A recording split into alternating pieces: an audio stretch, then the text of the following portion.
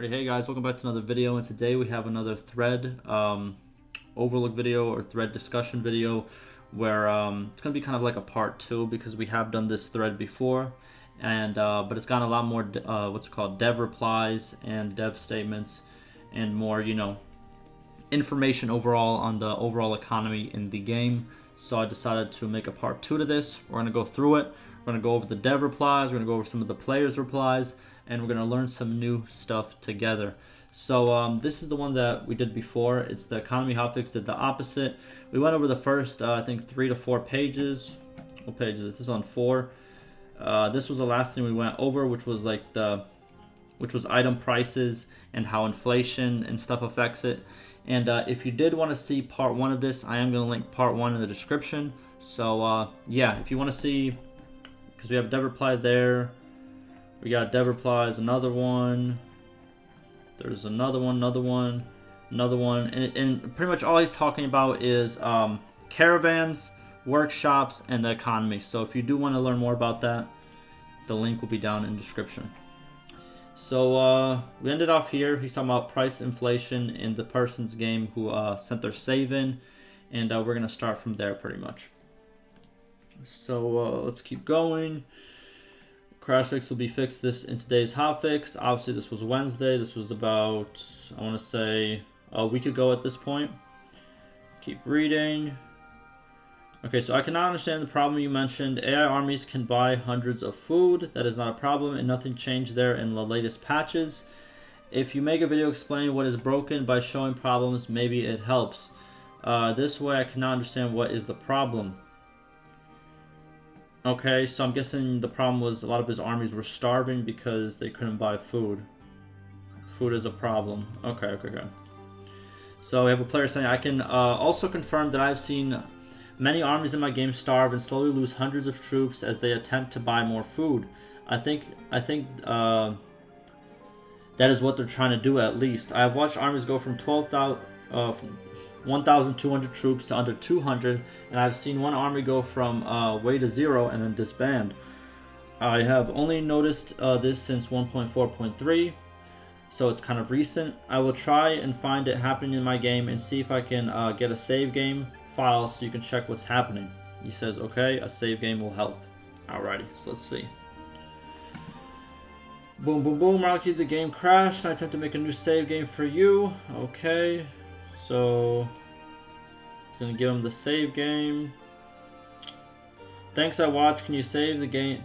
Can you save game of times you recorded? I will visit all towns and check food amounts. Okay, so he's going to check the food amounts. Here it is. So, he examined the save. The player is stating that the food amounts are kind of weird. Plus that our parties are starving. So, let's read this real quick. I am sending through 2 save game files. I'm following an army as it eventually starves then disbands. Before starving, you will see that the army that I follow, it seems to have enough food and eventually decides to head towards a town called E, because I'm probably not going to say it right. I also saw it drop at one neutral village, though I couldn't tell if it bought food or not. Okay. And then the player continues saying, started starving. This is where the army begins to starve. The army was in the middle of building siege weapons in order to attack the town that they were going to, but stopped and began to run away. I also noticed that before sieging the E town, the army attempted to siege 2 to 3 other castles first and kept changing its mind before eventually deciding to attack the E town. By the way, this whole problem of them like sieging 2 different things and then just leaving, this was fixed in today's hotfix. I just recorded that video, and I'm recording this video as well. So you should see this video after the hotfix video, so you'll know what's up if you watch the hotfix video. And then we have this indecision may also be leading to using more food quicker. If you follow behind the army in this save, you will see it starve and eventually disband. Ultimately, this army doesn't achieve much and just leaves a lot of weakened warbands on the map. Okay, so he's pretty much saying like, you know, obviously they're running out of food, they're not rebuying food, they're not making good decisions, and eventually they're losing all their troops because of it. So that's pretty much the problem that the player has. So here's what the devs have to say after looking at the save. Yes, the army you follow has 5 to 6 days of food at the start of the save file. Problem is that They are about 800 people, and when they go near the E-Town, I could just call it Epic. When they go near Epic, they are not so powerful against defenders in Castle because there are about 200 people, and the Epic's wall level is highest, so they cannot start assault. They continue making siege new equipment for days to lower settlement advantage at auto calculation, and after some point they have no food and start starving and give up the siege. This is not a very weird case. It happens in game time to time. I cannot guarantee this will not happen anytime. Okay, so the developer pretty much states that, what happened was unfortunate, but it does happen sometimes. And, sometimes it's going to happen like this. Obviously, it's kind of frustrating, but sometimes the army does not come prepared, and it happens. That's pretty much what the devs are stating. To make this happen rarer, or to make this happen a little bit less, I changed some codes, so if besiegers are close to finish all of their food, they are now more eager to start assault. Okay, so we changed some code. We'll probably see in the next hotfix or the big patch where if the besiegers are almost out of food, then they won't start an assault. They'll be smarter about it. So I'm guessing that's in the hotfix today, I think that's in the hotfix today as well. It was just worded a little bit differently. So it should be in the game right now if you are playing right now and you're listening to me speak about it. So even odds are not so good. Even if it's not guaranteed they will win siege fight, they start siege now. So he's pretty much saying that right now that even though the odds are not so good, they still start a siege, but that should be fixed with the new pretty much the code changes that he did, right? It can be also good for gameplay because all sieges should not end with success. True, I believe that. Some should end with defender victory, even when there's no outside defenders reach fortification. Okay, this should be rare, of course. Also, another problem causes this army to finish all their food is when they start besieging. There are nearby defender parties with small sizes. Defenders started to gather. These parties are also in calculation, means their existence reduces score of besieging Epic. Okay, so since there was a lot of parties getting ready to fight them, that also decreased their chances of winning, so that's why they kind of left it. Okay. And after fourth or fifth party came closer, they were changing their mind, and they are targeting another fortification, which is safer. Okay, so one of the reasons they left the town was because there was a lot of parties going to defend, right? So they want to get to a safer castle that they can siege in peace. This was causing them to give up the siege too much and change too much of a target. During travel, one fortification to another, they were finishing their food. I changed the code to reduce this to happen. Also, okay. If total strength of around parties are lower than 1/3 of the strength, now that the effect will be 0. Hold on. If total strength of the round parties are lower than 1/3 of our strength, now their effect will be 0. After this effect will start to reduce score of continuing siege. For example, if their party is 2/3 of our strength, then only 1/3 will be affected previously. This effect was proportional. Okay.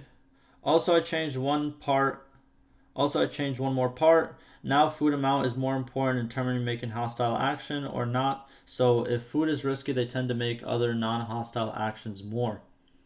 Okay, so that's what's pretty much saying is they're making the AI a little bit smarter, right? So if they're about to run out of food, they're not going to make stupid decisions. They're not going to attack. And also, if there's a lot of parties in the area that are coming towards them at a castle, they're not going to stick around because they understand that, it's not a safe place to attack. Not the smartest decision to make. So overall, I think that's pretty good. All these changes will be effective in the next hotfix. This will be a bit better. This is why I want your save games in weird situations. It is so easy when you have save files of weird/undesirable cases. Boom. Now he said he's going to start examining another save file. So this is the hotfix we did receive today. So if you are listening to me talk about this right now, you will have this in the game pretty much, and you will probably see the hotfix video come out before this one. We got a thank you, another thank you, much appreciated, all of that. Thank you, sir, much more appreciated. I can start my playthroughs again when it hits. You're the man.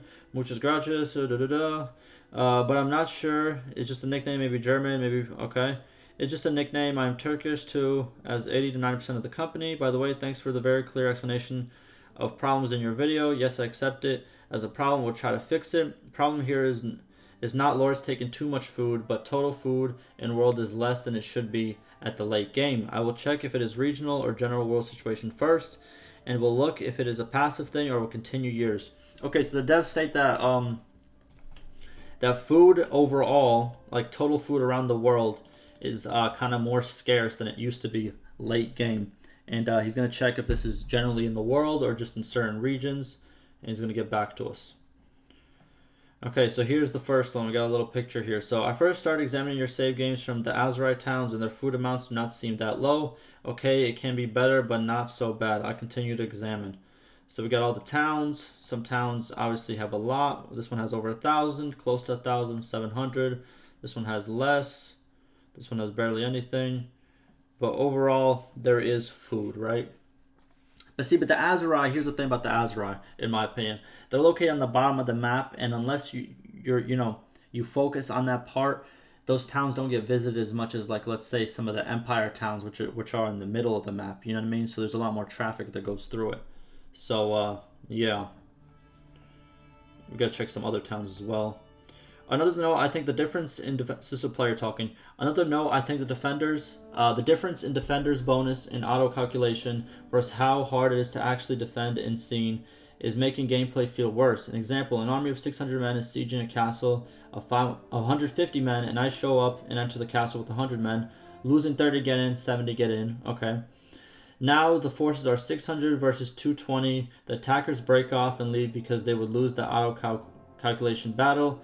But if that fight was to go into the scene, there's a good chance that attackers would actually win, and it would be an epic defense to stop them. Instead, they leave immediately, and you have to sacrifice men to not even defend the siege, which is frustrating. The only way I've gotten to defend sieges that were winnable as defenders is when a battle had already started, and the AI had no choice to leave. Okay, so it's pretty much saying that now it's very easy to obviously get some A off of your castle or your town. Even if you're pretty much still losing in terms of numbers, they're gonna back off because the auto calculation change made it so the defenders have a very, very big advantage regardless of their size, right? So in this case, you know, they had a force of 600, the attackers, and the defenders only had 220, but the attackers backed off because of the defender advantage. And the player states that this is ruining the game. So the devs state, yes, you are right. AI should not be that logical. They can damage gameplay. This can damage gameplay. They should start assault even when they lose an auto calculation, especially if player is at defender's side. I will continue examining this because it is important. Okay, so he states that he's going to continue examining it and try to find the problem when it comes to this. Overall, good to hear. What else do we got? Oh, we got a couple more. Okay. So so now he's checking out the Vladian towns. So, and here are the west coast Vladian towns, Vlandia towns. They are not perfect, but okay. Armies can buy 300 food when they enter a town because one army can consist of 1,000 soldiers. They eat 50 per day. Okay, for even. They buy 6-day food. They need to buy 300 food. Okay, so if they have 1,000 soldiers, 300 food is about 6 days of food. Okay. So there is nothing wrong with the armies. It's normal they could buy 300 to 400 food when they enter a town. Their consumption is like others. 20 people eat 1 food per day. I didn't know that, but that's a good thing to know. So 20 troops will eat 1 food per day. I did not know that. I wonder if any army enters a town and buy 300 to 500 food there, how your gameplay is affected that badly. Okay, so he states, so this is a lot lower than the Azeri, but like I said before, it has more traffic than the Azeri. But again, towns do have enough food for an army to come in and, you know, get the food they need, right? Now here are the center of Vlandia towns. Again, not perfect, but okay. So we have a little bit less, but we have some with some okay ones as well, right? See, he could have said that these are the Sturgian towns, but even he knows that these guys get taken too quick. So these are the center Vlandia towns instead of just the Sturgian. They get taken way too quick. Okay, so we got another question. So they're taking most of all food, driving the prices up, and leaving hardly anything. For traders is terrible since prices are so crazy and you don't know what to buy because almost everything is above the average market cost. Okay, and is that my game file? But you can see how much food is available. Most armies can take all of that. 5 out of your 8 pictures above this post can have 400 or less. An army will take it all. The question, can they possibly stock up again before another army takes it all? I guess what I'm saying, can towns produce more than what is being taken to get the supply? Because as I remember, they also have to feed the garrison and militia as well. So if armies are taking it all, won't the town start to starve? I think they have a different function for garrisons, if I'm not mistaken. But for this player who did ask, in my opinion, I feel like you should be trading some of the stuff that's not food. They usually give you more profit, in my opinion. Stuff that's not food, you can buy it for a little bit higher, but it sells for a lot higher too. You know what I mean? I'd focus on that if I were you, in terms of trading, because I have done trading before, and I found the biggest profit margins, in my opinion, are non-edible resources. But all right, let's read the dev response. So it's good for you as trader. You can sell your foods from high prices to towns which have less food. True. Which an army so if an army just leaves and you come to that town, obviously you can sell your items for a lot higher because the town needs the resources. Okay. You do not have to sell all your items when you visit a town. I know you are an experienced trader. Again, I need to, so you don't need to mention this. Okay.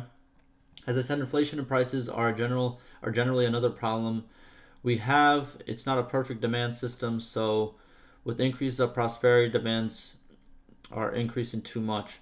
Yeah, because when your prosperity increases, that's pretty much how your population will increase, and you're going to need to feed more people. So there's going to be a lot more demand, and I'm guessing the supply isn't there right now.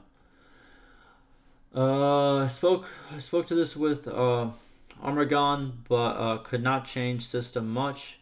He did not want to change. Okay, but I could only decrease demands. Okay, so supply doesn't. So the other dev says that there doesn't need to be a change to supply, but maybe a decrease to demand. Okay. For example, when prosperity is 3,000, there is X demand, and when prosperity is 6,000, that's 3 times the average. Now, hold on. So when prosperity is 3,000, there is X demand, and when prosperity is 6,000, okay, and 6,000 demand is 3 times in average. Now it is 4, 5 to 6 times before. Was so crazy. Okay, so they fixed the demand. So it used to be a lot more whenever the prosperity went up. So demand used to be a lot higher, but that was fixed, is what they're saying. Okay. It is not increasing proportionally generally, so it's not so it's not increasing how it's supposed to. That's why we have about a 50% inflation in 10 to 20 in-game years. By the way, if you didn't know, I think it's about 82 days or 84 days per in-game year, if you guys didn't know. Villages are getting bigger too. Their hearth levels are increasing, but probably their production cannot cover this demand increase. I will continue examining this, but it's not a game-breaking problem. Okay. For people who wonder, this is our demand formula. There it is. If you know code and you can read it, there it is. I understand what's happening, but I'm not very good at explaining code. You got an if statement right here. Whenever you have code, you have to first define the variables. You got the floats and what they equal. Then you got your little equation in the if statement. But yeah, he kind of explains it right here. So let's read this explanation. I think this formula is problematic because demand equals prosperity times base demand plus prosperity minus 3,000 times luxury demand. Oh man, prosperity luxury demand is 3,000 and luxury demand is always 0 or positive. It was always more than 0, and I made a green fish clay type of things to have luxury demand 0 at least. I can't really understand this. So when a town has 8,000 prosperity, its demand for an item is 6,000 times base demand plus 3,000 times luxury demand. And if base demand is 20 and luxury demand is 22, then the demand is 60 6,000 times 20 plus 3,000 times 20. While when prosperity is 3,000, demand is only 3,000 times 20. As well as you can see when prosperity is 3 times the demand. Okay, so pretty much what he's stating with all of this is prosperity, whenever it increases, this equation increases dramatically in terms of demand, right? So the higher the prosperity, the curve goes up a lot faster when it comes to the demand of items. That's pretty much what it means, right? It is not proportional for average items. I accept some expensive items can be like this, but average item demand should be proportional to prosperity. True. So to solve this problem, prosperity increases must be slower than current. In 10 years, all world prosperity should increase 10 to 20%. Otherwise, it is so hard to keep things in balance. However, formulas are not okay for this currently. Prosperity increases 50% in 10 years in the world. Okay. So he's stating that prosperity is going way too quick right now. In terms of the increase of like town prosperity is about 50% in 10 years, but it should actually be 10 to 20%. So I'm guessing they are going to work on it, right? I accept average of 500 food is less, by the way, but not game breaking. Not that important issue. Still, I will examine it. And the hotfix was already sent. There it is. All right, let's get some more. So pretty much what this whole post is, he's pretty much saying that, you know, demand needs to be changed, and also for demand to be changed, prosperity needs to be slowed down. So that's pretty much the you know, the short way of saying it. And just one thing, when do you think hotfix will drop? Saturday. I will wait for it to test all weekend and hopefully give you nothing but great news on Monday. Just looking for an ETA on hotfix. That is all. Which hotfix? What I did today will not change big differences for food problem yet. It changes only AI behaviors. I will continue thinking about demand and prosperity problem, but these things will not be much better soon. You will need to wait 1 to 2 weeks at least. I also need to look at war/peace things. These food issues have less priority since they are less game breaking. Still, I could not start war peace algorithms checking because of trade things, and lots of players are waiting for war peace developments. Okay, so it looks like his plate is pretty full. So you know, right now the priority is war and peace, trying to figure that out because a lot of people want that to be fixed. And then after that, it looks like he will look into the demand and prosperity problem. And the demand and prosperity that he talked about over here, he pretty much is stating what he thinks needs to be done, but it's not done yet, right? But the AI behavior is changed, which is good. So, okay, so change AI behavior is already in the game. No, it can be in the game next week. And I think it is in the game now because we just got the hotfix, like I said before. So that is in the game right now. The next week things are complicated. 150 will be beta. Yeah, so this week, like I said before, because this was posted on Friday of last week. So we are in the next week.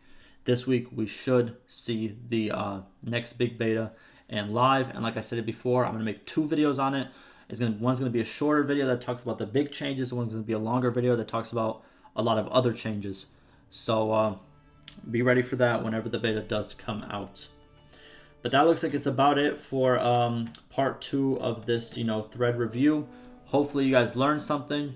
Hopefully, you know what I mean, it was kind of informative, kind of helpful, whatever you want to call it. Ask me any questions, any concerns. And before I end, I did start a Patreon. If you guys want to go check it out, would be cool. It's never mandatory. There's no paywalling. There's no extra content. It's just pure support. But yeah, if you like what I do and you want to support it, there it is. But without further ado, like always, stay safe.